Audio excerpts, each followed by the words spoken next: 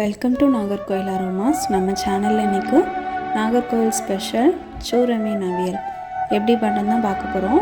இதை பண்ணுறதுக்கு நான் இன்றைக்கி ஒரு மீடியம் சைஸ் சூர மீன் எடுத்திருக்கேன். இதை சின்ன சின்ன பீஸாக இந்த மாதிரி கட் பண்ணி எடுத்துக்கோங்க. முதல்ல தேங்காவை வறுத்துக்கலாம். 1 டேபிள் ஸ்பூன் எண்ணெயில் ஒரு 1.5 கப் தேங்காவை நல்லா வறுத்து எடுத்துக்கோங்க. மீடியம் ஃப்ளேமில் வச்சு இந்த மாதிரி வறுத்து எடுத்துக்கோங்க, இல்லைன்னா தேங்காய் நல்லா கரைஞ்சிரும். இந்த மாதிரி நல்லா கலர் சேஞ்ச் ஆகி வந்ததும் இதில் 1 டீஸ்பூன் மஞ்சள் பொடி, 2 டீஸ்பூன் மிளகாய் பொடி, 2 டீஸ்பூன் மல்லிப்பொடி எல்லாம் சேர்த்து நல்லா கலந்து விட்டு ஸ்டவ்வை ஆஃப் பண்ணிடலாம்.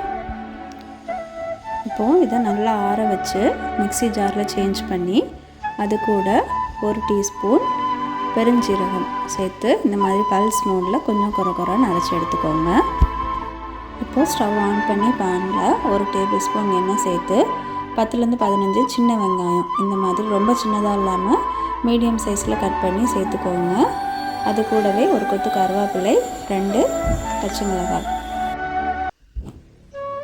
1/2 டீஸ்பூன் இஞ்சி பூண்டு பேஸ்ட் எல்லாம் சேர்த்து நல்லா வதக்கிக்கோங்க.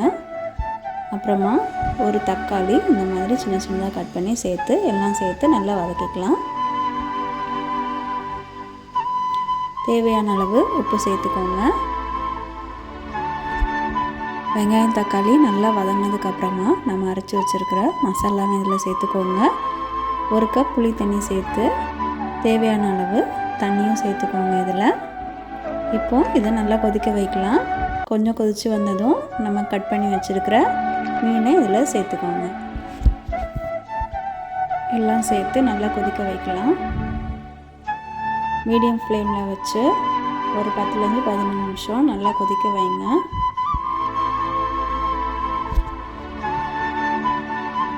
இது நல்லா வற்றி வரணும். அப்போ தான் அதோட டேஸ்ட் ரொம்ப நல்லாயிருக்கும்.